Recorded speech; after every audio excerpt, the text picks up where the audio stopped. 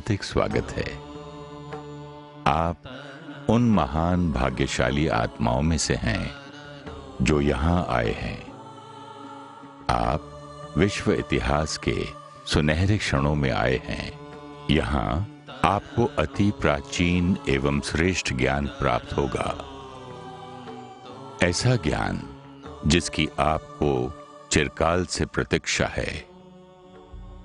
हजारों वर्षों से हमने भगवान की खोज की, हमने उसके लिए यज्ञ किए, तप किए, दान और पुण्य किए, तीर्थ यात्राएं भी की और वो सब कुछ किया जो एक मनुष्य कर सकता है। विश्व एक परिवर्तन के छोर पर खड़ा है। हमने भगवान की विभिन्न पद्धतियों से पूजा की, परंतु अब समय आ गया है कि हम उसके सत्य स्वरूप को पहचाने। केवल उस रूप में नहीं जो पुस्तकों में लिखा है, उस स्वरूप में भी नहीं जिसमें हमने उसकी मूर्तियां बनाई और जिसमें हमने उसकी कल्पना की, बल्कि समय की आवश्यकता है भगवान को उसके सत्य स्वरूप में पहचानने की।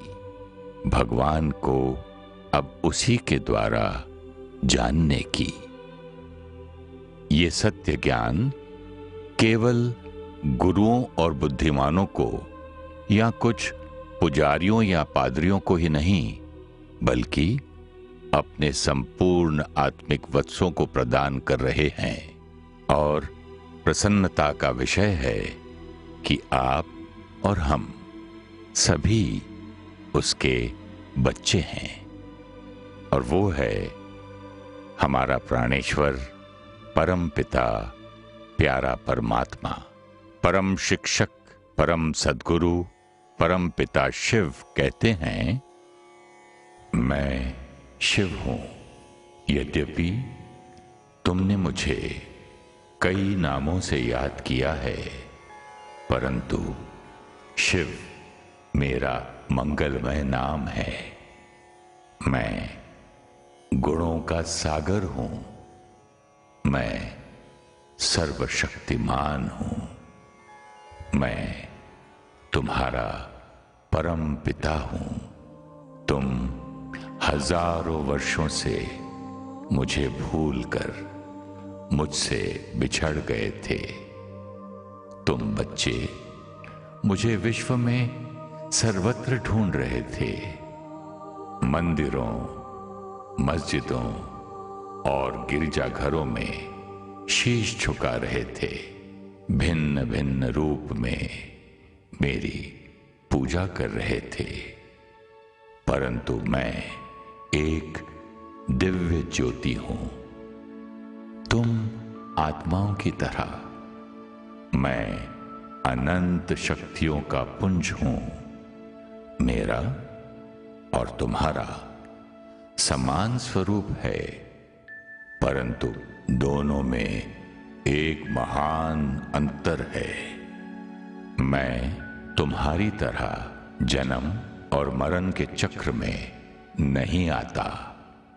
मैं अनादिकाल से परम पवित्र हूं, सर्वशक्तिमान हूं, शिव हूं। यही समय है भगवान को उसके सत्य स्वरूप में जानने का। वो निराकार है, ज्योति स्वरूप है, सर्वशक्तिमान है, अदृश्य है। उसे ज्ञान के तीसरे चक्षु से ही देखा जा सकता है।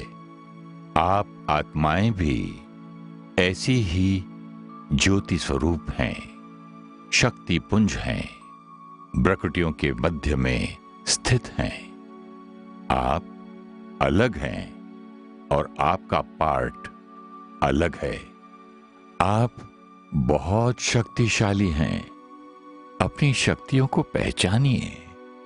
आप अपनी शक्तियों को नहीं जानते, अपने आप को जानिए। इसके बिना आप जीवन यात्रा का सुख नहीं ले सकते।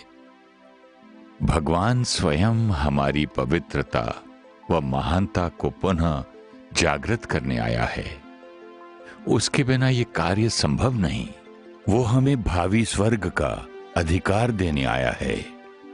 उससे योग युक्त होने से ही इस धरा पर पुनः स्वर्ग आएगा। ऐसा स्वर्ग जिसमें सच्चा प्रेम होगा, किसी भी चीज का अभाव नहीं होगा, जहां प्रकृति एवं मनुष्य में संपूर्ण अहिंसा होगी, जहां चारों ओर सुख शांति का साम्राज्य होगा। ऐसे स्वर्ग का वर्षा परमपिता शिव हमारे लिए ही तो लाए हैं। भगवान कहते हैं, मेरा धाम स्थूल लोक से परे परम धाम है, जहां चारों ओर सुनहरा प्रकाश व्याप्त है।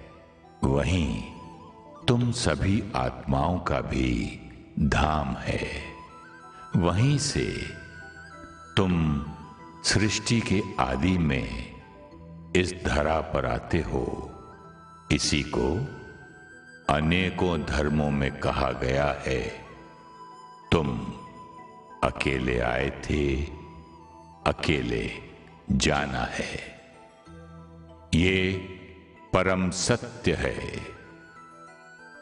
अपनी देह को छोड़कर अशरीरी होकर तुम मेरे घर में मेरे पास आते हो। वहां केवल आत्मा ही जा सकती है, शरीर नहीं। अब कुछ क्षणों के लिए शांत हो जाओ, अपने मन को शांत कर दो। चिंतन करो कि तुम एक आत्मा हो, प्रकृति में विराजमान। अब मन बुद्धि से मेरी याद में मग्न हो जाओ। मुझसे शक्तियां प्राप्त करो। तुम मेरी अति प्रिय संतान हो। यही बाप और बच्चों का मिलन है। इससे ही तुम में पवित्रता आएगी और ये पवित्रता तुम्हारे जीवन का परिवर्तन करेगी। जब तुम बदलोगे तो जग बदलेगा।